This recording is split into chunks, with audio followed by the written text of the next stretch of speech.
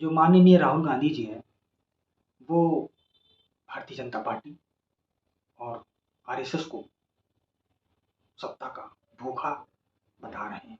जिन्होंने 70 साल तक राज किया, जिनकी पार्टी ने, वो आरएसएस और भारतीय जनता पार्टी को सत्ता का भूखा बोल रहे हैं।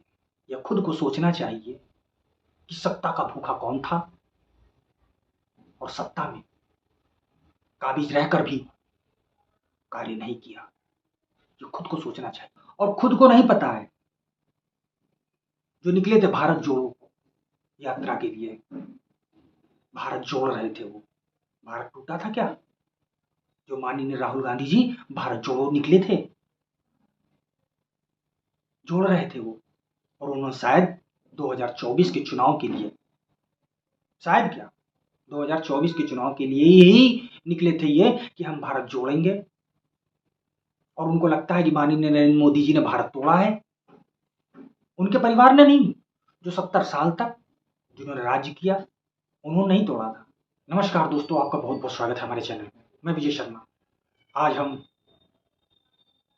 देख रहे हैं कि मणिपुर में जिस प्रकार से हिंसा का यह दौर चल रहा है, जो ये राजनीतिक पार्टियां हैं जो विपक्ष में हैं, वो सिर्फ सत्ता में बैठे भारतीय जनता पार्टी, माननीय नरेंद्र मोदी जी की पार्टी को घेरने में लगी हुई है और देश में उसको किस तरह से काबू में लाया जाए, उसके ऊपर वो बात नहीं कर रही। संसद का जो सत्र है, उस सत्र में भी मणिपुर की जो इस समय हिंसा चल रही है, उसके विषय में वह उठापटक कर रहे हैं। देश की जनता की जो पैसा है, उससे यह सदन चलता है। उस सदन में हंगामा करके ये विपक्ष पार्टियां सदन को ना चलने दे रही हैं और ना ही उस मुद्दे पर बात होने दे रही हैं। बस ये कह रही हैं कि नरेंद्र मोदी जी को इस पर जवाब देना चाहिए, नरेंद्र मोदी जी को वहां जाना चाहिए। ये विपक्षी पार्टियां सिर्फ और सिर्फ तुष्टीकरण की राजनीति करती हैं और पार्टी को एक सही निर्देश में न ले जाकर, गलत निर्देश में ले जाकर सिर्फ हंगामा और हो हल्ला करना ही इनके पास बचा है। क्योंकि ये सभी विपक्षी पार्टियां 2024 के लोकसभा चुनाव के लिए इकट्ठा होकर माननीय नरेंद्र मोदी जी के विजय रथ को रोकना चाहती हैं, जो कि असंभव है।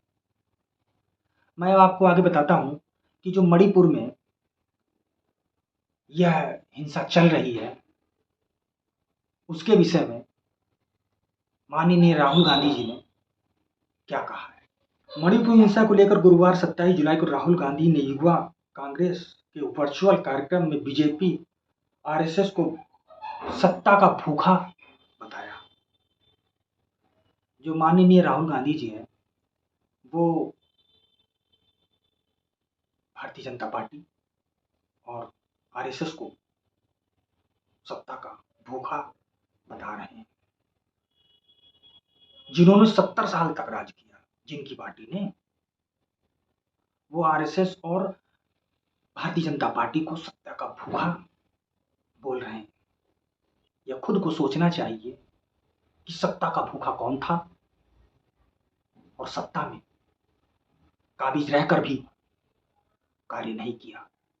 जो खुद को सोचना चाहिए। उन्होंने कहा कि मणिपुर में हिंसा हो रही है, सरकार को इससे कोई फर्क नहीं पड़ता। राहुल गांधी ने कहा कि विपक्षी गठबंधन ने इंडिया नाम चुना है, यह हमारे दिल से निकला है।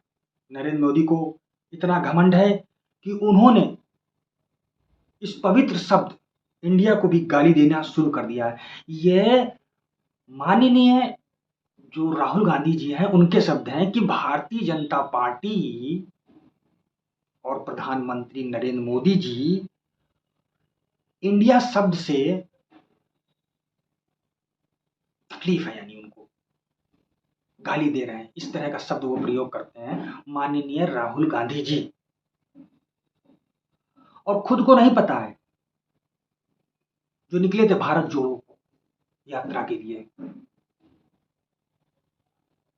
कि वो क्या कर रहे थे, भारत जोड़ रहे थे। वो भारत टूटा था क्या? जो माननीय राहुल गांधी जी भारत जोड़ो निकले थे, जोड़ रहे थे वो। और उन्होंने शायद 2024 के चुनाव के लिए, शायद क्या 2024 के चुनाव के लिए यही निकले थे ये कि हम भारत जोड़ेंगे। और उनको लगता है कि माननीय नरेंद्र मोदी जी ने भारत तोड़ा है, उनके परिवार ने नहीं। जो 70 साल तक जिन्होंने राज्य किया उन्होंने नहीं तोड़ा था, ये तोड़ा 2014 में आई भारतीय जनता पार्टी, जो कि नरेंद्र मोदी जी के नेतृत्व में अभी तक कार्य कर रही है। उस पार्टी ने तोड़ा है, ये उनका कहना है। मतलब तो यही साबित होता है ना कि मतलब भाई आप इतने सालों से सत्ता में थे, तब भारत नहीं टूटा था, तब किसी तरह से तुष्टिकरण की राजनीति नहीं हुई थी। आज जब नरेंद्र मोदी जी माननीय प्रधानमंत्री जी सत्ता में हैं तो भारत टूटा था और भारत हम जोड़ने निकले थे। इसी तरह से वो मणिपुर में जो इस समय संघर्ष चल रहा है दो गुटों में, उसके बारे में माननीय नरेंद्र मोदी को और भारतीय जनता पार्टी और वहां पर जो सरकार है भारतीय जनता पार्टी को, उसको दोषी मानते हैं ये। तो मेरे ख्याल से राहुल गांधी जी, जहां जहां आपकी सरकार है और जहां जहां आपकी सरकारों में किसी भी तरह के दुराचार, व्यभिचार या किसी तरह का कोई क्राइम होता है, तो उसमें शायद आप जाते हो देखने के लिए, सांत्वना देने के लिए। एक भारत का प्रधानमंत्री जो उच्च शिखर पर बैठा हुआ है, उसको 140 करोड़ आबादी को पूरा देखना है और पूरे देश में देश की नीति, राजनीति, हर चीज को देखना है, उसको आप दोषी बता देते हो। और जो आपके राज्य में सरकारें और भी चल रही हैं, वहां आप दोषी नहीं ठहराते। ये जो मणिपुर में हुआ है ये बहुत निंदनीय है, बहुत ही गलत और बहुत ही जघन्य अपराध किया है लोगों ने। अब मैं आपको बता दूं कि मणिपुर में ये हिंसा क्यों घटी और इसका कारण क्या था। इस पे पार्टियां जो विपक्षी हैं वह राजनीति की रोटियां सेकती हैं, मुद्दा बनाती हैं और देश में गरीब, शोषित, पोषित, वंचित लोगों का एक जो शोषण हो रहा है उस पे ये राजनीति करती है। ये मणिपुर की घटना जो हुई है ना, बहुत ही निंदनीय है। मणिपुर की आबादी लगभग 38 लाख है। यहाँ 3 प्रमुख समुदाय हैं, मैतेई, नागा और कुकी। मैतेई ज्यादातर हिंदू हैं, नागा कुकी ईसाई धर्म को मानते हैं, एसटी वर्ग में आते हैं। इनकी आबादी करीब 50% है और राज्य के करीब 10% इलाके में फैली घाटी, इम्फाल घाटी में मैतेई समुदाय बहुत ही है। नागा कुकी की आबादी करीब 34% है। ये लोग राज्य करीब 90% इलाके में रहते हैं। मैतेई समुदाय की मांग की उन्हें भी जनजाति का दर्जा दिया जाए। समुदाय ने इनके लिए मणिपुर कोर्ट में याचिका लगाई। समुदाय की दलील थी कि 1949 में मणिपुर का भारत में विलय हुआ। इसके बाद हाई कोर्ट ने राज्य सरकार से सिफारिश की कि मैतेई को अनुसूचित जनजाति एसटी में शामिल किया जाए।